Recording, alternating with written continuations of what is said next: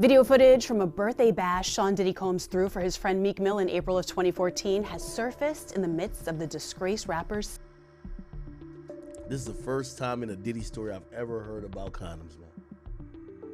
We've heard about baby oils that supposedly they're spiking drinks with. We've heard about all type of things. We've never heard about a goddamn condom. Shocking footage of Diddy and Meek Mill at an alleged freak-off party has just been released, and it's leaving the whole world shocked. Y'all, these two were up to the weird stuff. From eating sushi off a nude woman to used condoms and stained beddings, this video is leaving people disgusted. So join me today as we look into the wildest video to be released from an alleged Diddy party, and why so many celebrities who were in the video didn't want it to be released. Wild nights. It says property manager recalls the aftermath of a birthday party Diddy threw for Meek Mill. Said he found blood-stained sheets, lubricant, cocaine, razors, underwear, and mo. What the? Hold on. This sounds too crazy. Now, for a long time now, people have been asking to see the clips from Diddy's freak-offs that police seized during the raid at his house. However, due to the sensitive nature of the investigation that they have been carrying out, no footage has been released. But it seems Diddy took so many videos at his freak-offs that some people out there have endless clips from his freak-offs. Now, one of the clips from Diddy's alleged freak-offs has been leaked, and let me tell you, it is wild. You see, back on May 3rd, 2014, Diddy decided to throw his very close friend Meek Mill his 27th party. Now, shocking clips from that party have been released onto the internet, and let me just tell you, when Diddy said there is no party like a Diddy party, he meant it. First of all, when it came to Meek Mill, Diddy spared no expense for Meek's birthday. Diddy rented out a Parisian palace for a day, which set him back a whopping $25,000. Now, trust me when I tell you Diddy, he got his money's worth with Meek, if you know what I mean. What's up, King Son? Man, you doing it, man. You deserve it, Daddy. You putting in that work. Proud of you. I love you. Yeah. Now, Diddy ensured that this party was filled with people. The mansion was reportedly extremely crowded, with the likes of King Buck, French Montana, Lil Durk, and other celebrities in attendance. The Daily Mail reported that the celebrities were so many that they were shuffling through the mass of people accompanied by their entourages of bodyguards and arm candies. It was reported that there were nearly 900 people who attended the party. Now, inside the party, dancers dressed in only lingerie performed seductive dances for the guests of makeshift stages inside the mansion, while some scantily dressed women posed all around the house with various rappers. In one scene of the video, a girl could be seen laying on a table naked with only a tiny piece of clear vinyl covering the front of her body. She had sushi placed all over her body so people could eat it off her, and she was surrounded by other women offering people bottles of sauce to dip the sushi. Now, I assume the reason she has the vinyl on her was for hygiene purposes, but if you are eating sushi off a naked woman's body at a Diddy party, hygiene is the last thing on your mind. Now, as the video went on, people at the Diddy party were posing for the camera with their friends, and at one point, Meek Mill, French Montana, and Diddy stood to give a speech to people.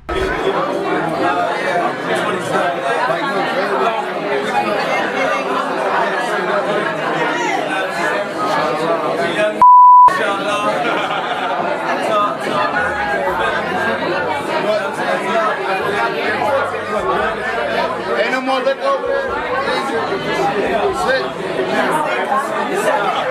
Now, the amount of work and effort to detail Diddy wanted at this party was insane. You see, 1 month before the party, Diddy's PA contacted Jason Haight, the property manager for the Parisian palace where the party took place. Now, the party took place 3 days after Meek's actual birthday, but Diddy reportedly gave out strict instructions that he wanted the party to be held on the night of the first fight between Floyd Mayweather and Marcos Maidana, as people could party hard. Diddy then said he wanted all the bedrooms to be changed and new ones to be fitted, and they were to be left unopened so they could come in and supervise their installation. All copies of the keys were to be given to Diddy personally, noon else. Now, according to Mr. Haight, there was an issue in getting Diddy his new locks, locks as he had demanded, because the mansion was really old and expensive. But Diddy said money was a non-issue, so Mr. Hate was ordered to spend whatever to replace the locks and they would cover it. Meek Mill birthday party, man, Vegas, out here for the fight. Meek Mill birthday party, we turning up. I got the Weezy out here, this holy, dreams worth more than money on the way.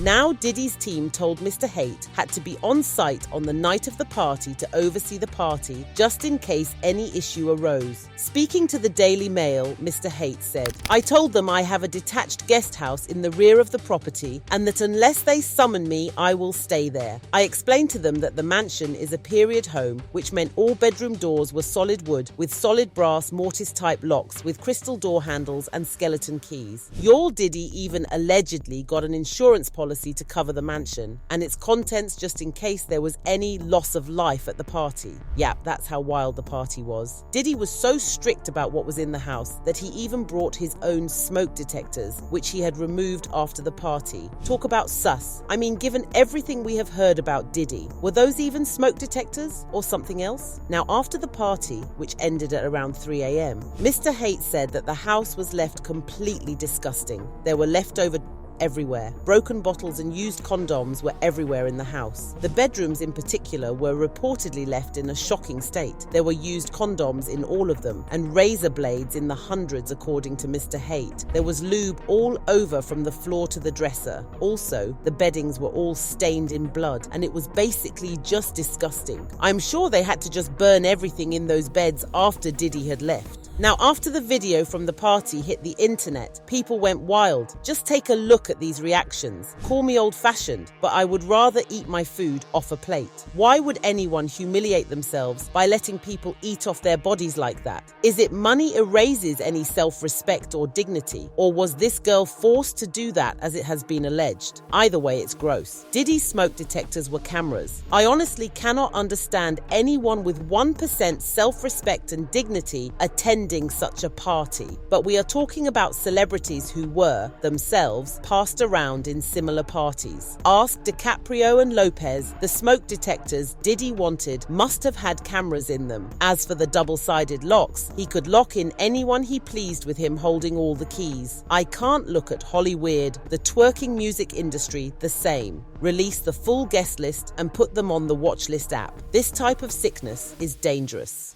Property manager recalls the aftermath of a birthday party Diddy threw for Meek Mill. Says he found blood-stained sheets, lubricant, razors, underwear, and more. Goddamn. I'm just mad they chose this picture of him. Why he looking like that? This is crazy work.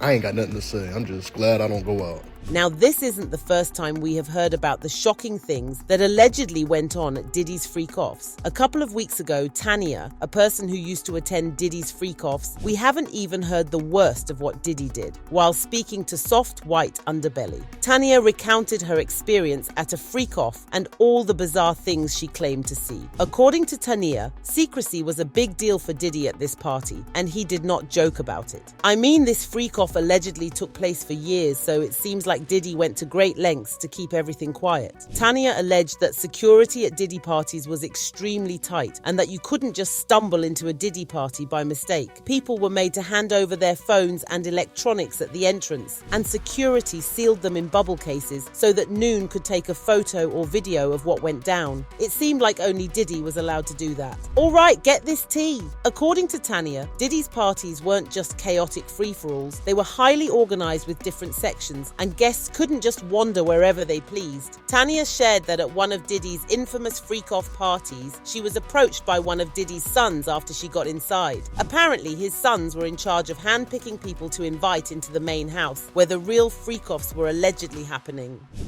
So we get there, and that's when stuff got weird.